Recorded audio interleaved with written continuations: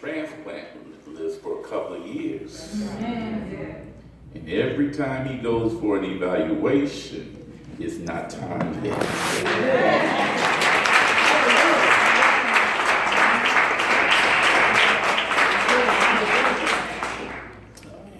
As long as he keeps that oxygen, he's fine. And he exercises more than I do. Amen. We just keep praying for him. Amen.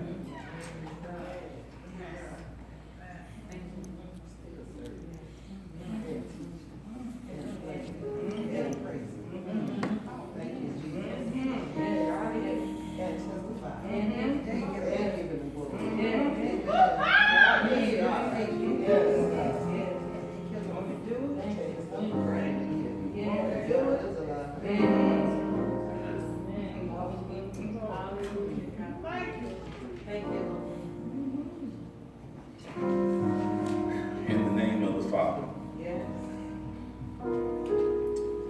and of the Son, and of the Holy Ghost. Amen.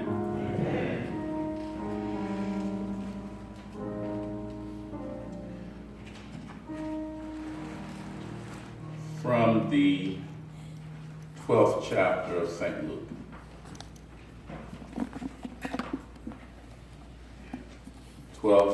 Chapter of St. Luke, and just the first portion of the 33rd verse.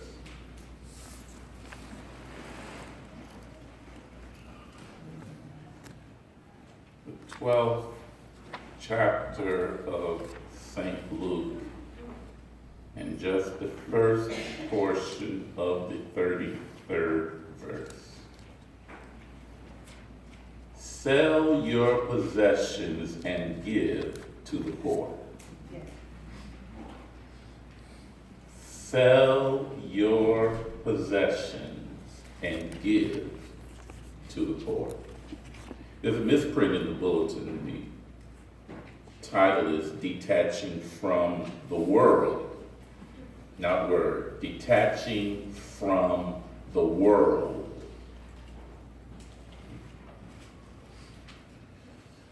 Our gospel passage this morning has a strange juxtaposition. Verse 32 tells us not to be afraid because God desires, God delights to give us the kingdom. The very next verse tells us to sell everything that we have. Isn't that a strange juxtaposition? A strange pairing of verses.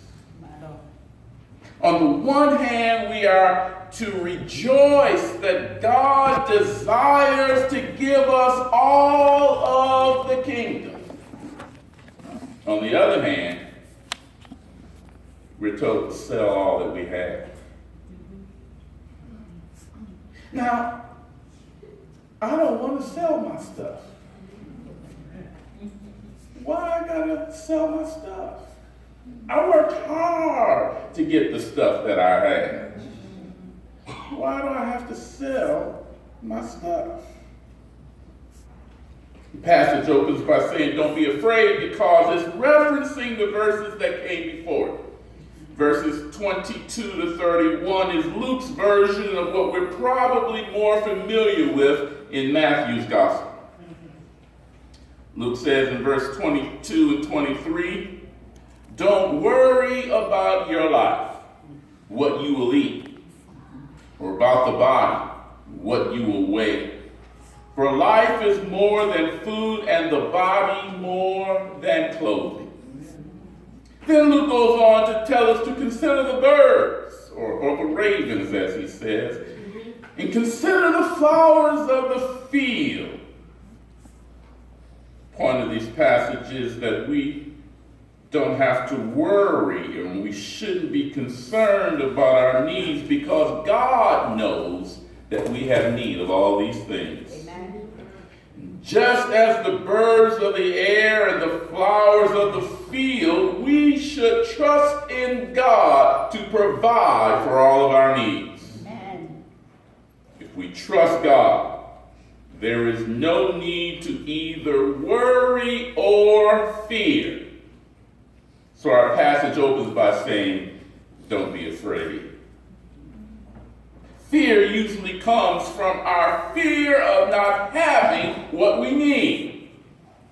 It was a lot more difficult in biblical times. Take Peter, for example. Peter was a fisherman. If he went out and didn't catch anything that day, then he had nothing to sell and to make money, and he had nothing to bring home to eat. They didn't have refrigerators or freezers in those days, so you couldn't just grab something else out of the fridge. And because he didn't have anything to sell for the day, he couldn't go to Walmart and buy anything. Having what you needed was difficult in biblical days. It was a day-to-day thing, and living from day to day brought about fear. And we can understand that fear to a certain extent. And we don't have that same type of fear today that they had, but we do get anxious. We're anxious because we were sick a couple of days and our check is short this week. We're anxious because the kids waited till the last minute to tell us they needed extra books and lab fees. And that's not in our budget for this month. We're anxious because we got laid off. And you know that refrigerator Peter didn't have? If ours goes out, that's $700, $800, $1,500. We may not have that same fear, but we certainly get anxious. We get anxious for, like what I used to tell my son, money doesn't grow on trees. Right. Luke tells us that we shouldn't either fear or be anxious because God knows that we are in need of all of these things. Amen.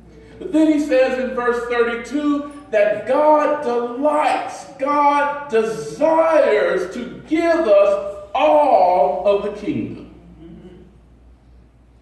You know, in a sermon I preached a couple of years ago, I questioned whether or not we even understand the meaning and the value of the kingdom today. Psalm 50 says that the cattle on 1,000 hills belongs to God. But I'm from Detroit. I don't know anything about any cattle. When I go to get cattle, I want it cut, sliced, nicely packaged, and waiting for me over at Harris Teeter. That's as close as I'm going to get to some cattle. So it doesn't make any difference. It has no meaning for me to say that the cattle on 1,000 hills belongs to God.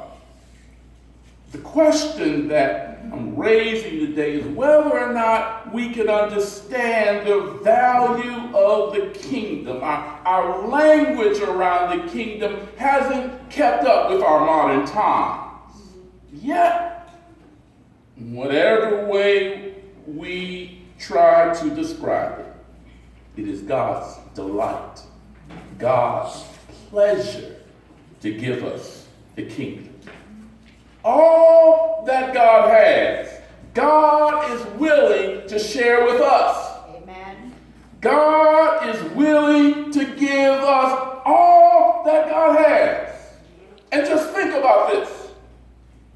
Not just us, but God desires to share the kingdom with every believer. Amen. Every believer. We don't have to fight over and try to grab what we think belongs to us because there is enough in God's kingdom for every believer to be rich, and still God has more left over. God is able to give sufficient supply to every believer. And does that help us to better understand and to know the value of the kingdom? That every believer could be rich and God would still have plenty left over? Imagine. God is desiring to give us all of that. But there's only one thing that we need to do other than to trust and to believe in God.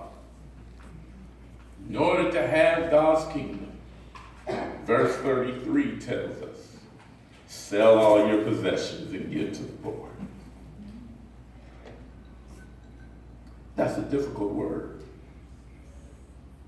Yet, Jesus tells us that we need to sell our possessions.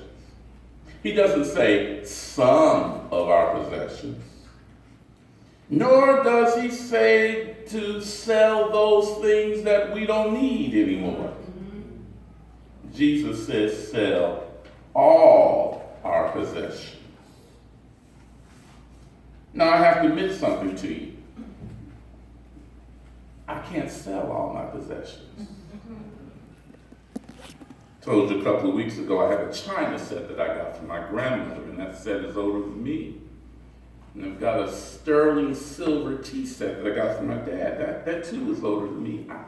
I can't sell those. I don't know what their value is, but I can't sell them.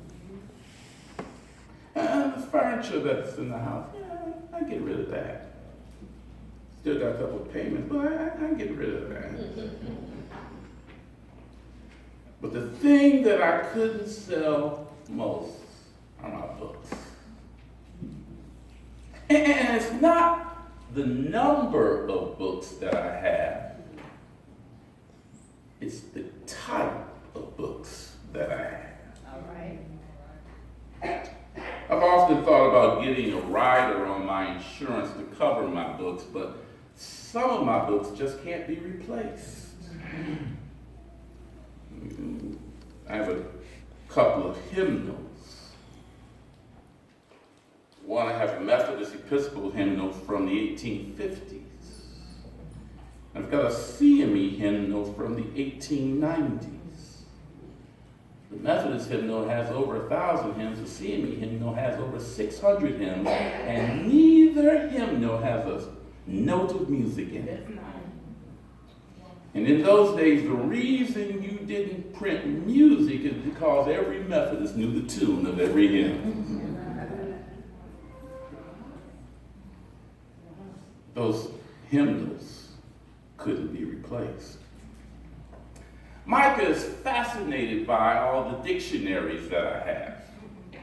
I have a Hebrew, Greek, a Latin, and German, as well as English dictionaries.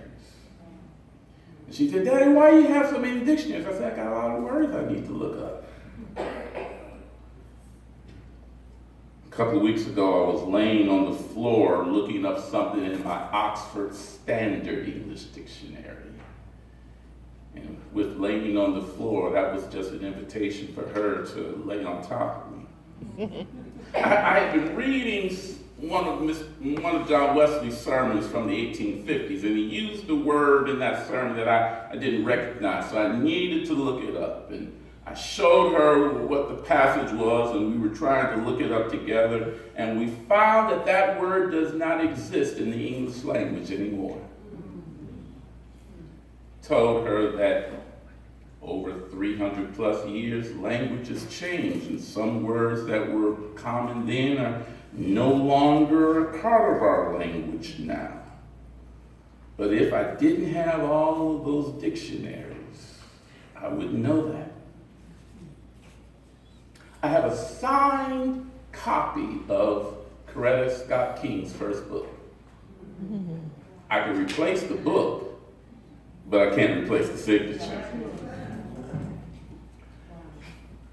I have a copy of Dr. King's last book.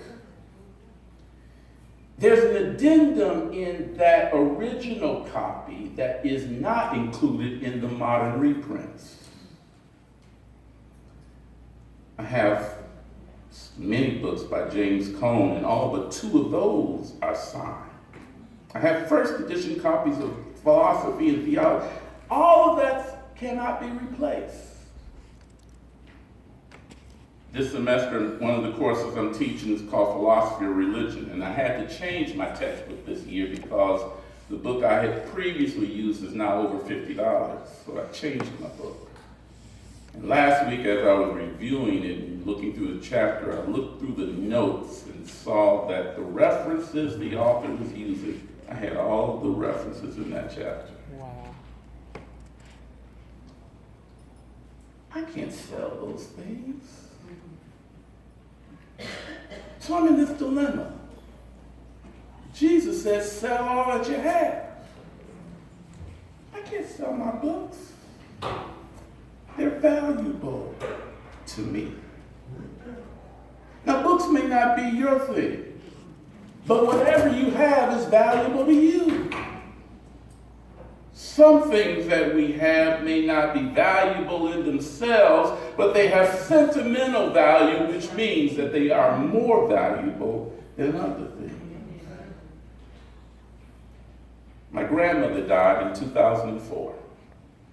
She had an old Singer sewing machine that I've been lugging around ever since. I had to lug that thing down from Detroit, and I've lived in 4 houses since then, and I've lugged that thing everywhere I've moved. But I keep it because it's hers. And it's not just the machine, it's the cabinet that it sits in. You know, the machine folds up. You wanna know what I'm talking about? And with the cabinet comes the chair, and there's a table with a swinging drawer that keeps all of the threads in it. But I can't sew. And I'll tell you a secret. Don't tell anybody this. But my grandmother's daughter can't sew either. Shh, shh. Don't tell anybody.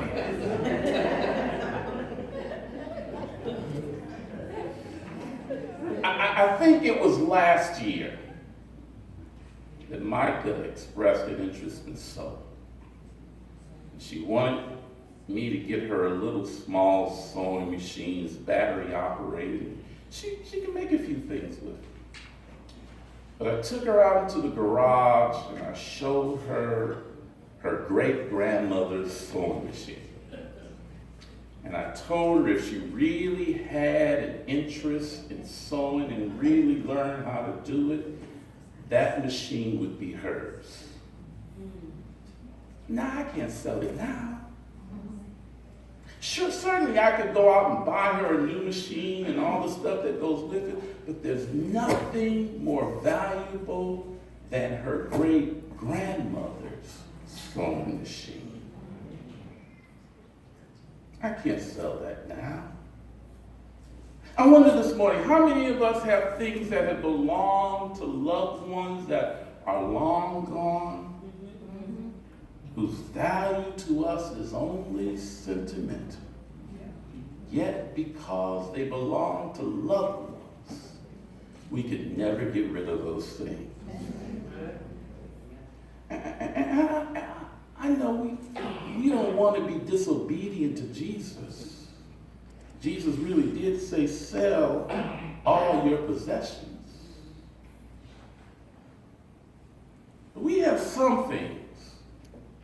They may not be valuable to anyone else, but they're valuable to us.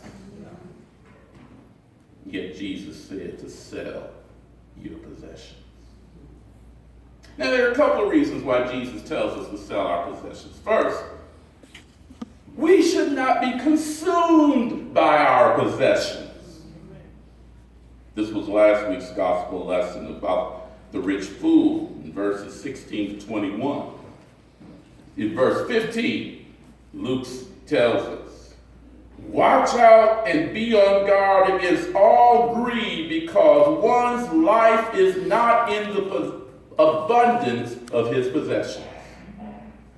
Jesus tells us to sell our possessions because he doesn't want us to believe that our lives are valued by how much we have. No matter how big or how small our houses are, we have a tendency to define our lives by what we have. However humble it is, it's still home. And because we're proud of what we have, because it's ours, Jesus reminds us that the value of our lives is not based on our possessions. No matter how many books I have or how valuable they are to me, I can't measure my life by that. My life is more valuable than anything that I possess. Another reason that Jesus wants us to sell our possessions is because sometimes we put too much focus on getting and maintaining possessions. When we don't think we can live in Walltown anymore, Walltown isn't good enough for us now, we move out to Trayburn or to Black Horse Run. But to keep a mortgage out there, we have to get 2 jobs and a side hustle on top of that. And didn't they do a tax reassessment this year? Costs more to live out there this year than it did last. Sometimes we may get certain things, or we may be able to get to a certain place, and we spend all of our time working harder just to maintain where we are. And sometimes greed takes over, and what we have just isn't enough. Greed was my problem last night. Anyone see my Facebook page last night where I said I wanted to be a fat girl? I have a friend who is eating her way through Chicago this weekend. Every restaurant she went to, she posted a picture on her page and she put in the caption, "Fat Girl Dreams." And she was going to some of my favorite places too. And with all the food I ate yesterday, looking at her post and seeing her at some of my favorite restaurants, you know I wanted to go to Chicago last night.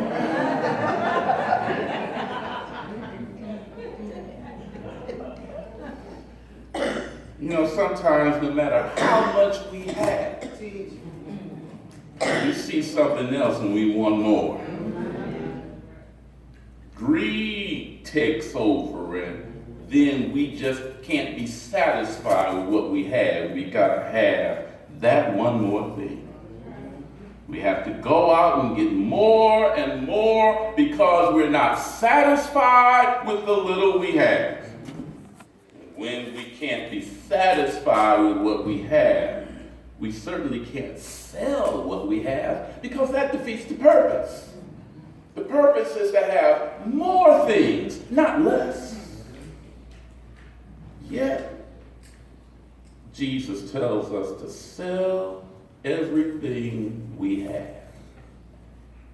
The question for Jesus is not what we have, because whatever it is that we have, there is far more in the kingdom, exponentially more than that. Question is not what we have, but whether or not our possessions has replaced God in our lives. Verse 34 says to us, "For where your treasure is, there your heart will be also." The reason that Jesus tells us to sell everything that we have is to detach our hearts from things so that our hearts can be given solely to God. If our things have become more valuable to us such that we cannot sell them, then they have become our treasures. And where our treasures are, there our hearts will be also. But if you're able to sell all of your treasures, then you have detached yourself from the things of the world and you're able to give your heart to God. All right, man. Having things, no matter how many things that you have, no matter what the value is, having things is not the problem. All right now. The problem is letting things take priority in our life and move God out of our hearts. My Lord, my Lord. Our hearts were not created for things. Our hearts were created for God. God should have the sole place in our hearts and not things. Amen. But some of us have a problem. Some of us love our things. And we question whether or not we love God. When you listen to me talk about my books, you may have that question about me. When we are so attached to things, we give ourselves to maintaining things. We work harder and harder so that we can get more things. Have we really centered our lives around God? Mike mentioned it last week. I talked about adultery when we replace God in our hearts with something else. And our attachment to things might be idolatry for some of us because we love things more sometimes than we even love God. I hope that's not a problem for any one of us here. I hope we haven't gotten to the point where we have placed things ahead of God in our lives. Well, none of us are having that battle. But when we love things, we have to ask the question, has that taken priority in our life? Right. That's why Jesus tells us to sell all of our things. If we sell all our things, then we won't have to worry about them anymore. We won't be concerned about them. We will not give our lives to them. We have room in our hearts and in our lives to make God our sole priority. And you know what?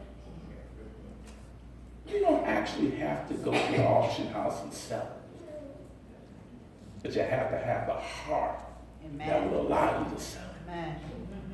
For when you have detached your heart and detached your life from your things, you can get rid of them if you want to, or you can keep them if you want to. The things won't matter anymore. But you are able to see that God is the priority over any and everything. Amen. Jesus said, sell all of our things. Give the money to the poor so that we would have room in our lives and that our hearts could solely be given to God, that there would be no other priority other than making sure that God is first and only in all that we do. Amen. Thank you, Lord.